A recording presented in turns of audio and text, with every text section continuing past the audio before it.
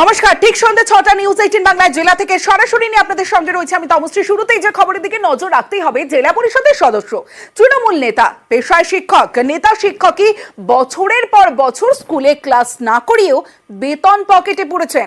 এই নেতার জায়গায় নাকি ক্লাস করিয়ে গেছেন তারই ভাইয়ের স্ত্রী। চাঞ্চল্যকর অভিযোগ পূর্ব মেদিনীপুরের চণ্ডীপুরে। অভিযোগ মানতে নারাজ তৃণমূল নেতা।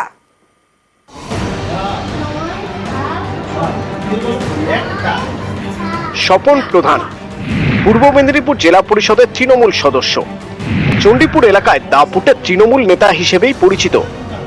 রাজনীতির বাইরে স্বপন প্রধানের আরো একটি পরিচয় রয়েছে। তিনি ভগবানখালী নতুন প্রাথমিক বিদ্যালয়ের শিক্ষক। এখানেই উঠেছে চাঞ্চল্যকর অভিযোগ।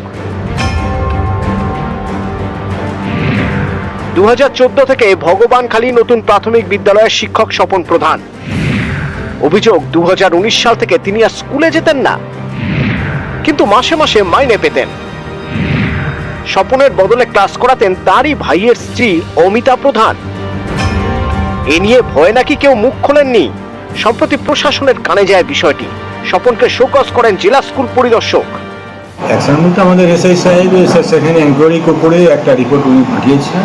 সেই রিপোর্টের পরিপ্রেক্ষিতে আমি একটা শোকজ নোটিশ পাঠিয়েছি টিচারের থ্রুতে, সেই কনসার্ন টিচারকে। সেটা আসুক, এলে তারপরে আমরা আমাদের আইনানুগ ব্যবস্থা নেব।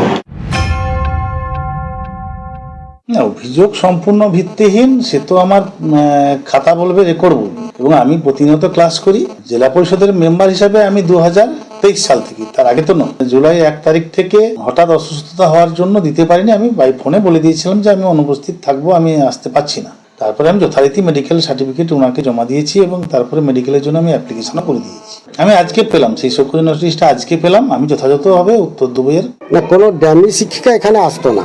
একজন ভদ্রমহিলা মাঝে সাঝে আসতেন। উনি নিজের স্বইচ্ছায় শিক্ষানুরাগী ব্যক্তি হিসাবে উনি আমাদের কমিটির কাছে বলেছিলেন। আমরা মৌখিকভাবে কমিটির সঙ্গে আলোচনায় উনি মাঝে আসতেন, উনি নিজে থেকেই আসতেন। স্বপনবাবু একটি উদাহরণ মাত্র। জেলা পরিষদের তিনি নেতা, তৃণমূলের তাবড় নেতা এই চণ্ডীপুর এলাকার।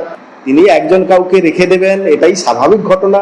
কেউ জানে না, তাদের অনুমোদন নেই, এটা অবাস্তব ঘটনা। বিগত কয়েক বছর স্কুলেই যান না, অ্যাটেন্ডেন্স দেওয়ার জন্য 2 মাস 3 মাসে একবার যান। বর্তমানে খোঁজ খবর নিলাম যে তিনি বিশেষ ক্ষেত্রে নিজেকে ব্যস্ত হওয়ার কারণে পঠনের মান যাতে কোনোভাবে বিঘ্নিত না হয়, পরিপূরক হিসাবে একজন ব্যক্তিতে তিনি শিক্ষকতা বা বিদ্যালয় পরিচালনা করছেন না। সরকারিভাবে বা এটা তো করা কখনোই সম্ভব না, উচিত বলে আমি মনে করি না ব্যক্তিগতভাবে। যদি এটা প্রকৃতপক্ষে সত্য হয়ে থাকে, সত্যি আমি তীব্র বিরোধিতা করছি। সুজিত ভৌমিক, নিউজ 18 বাংলা।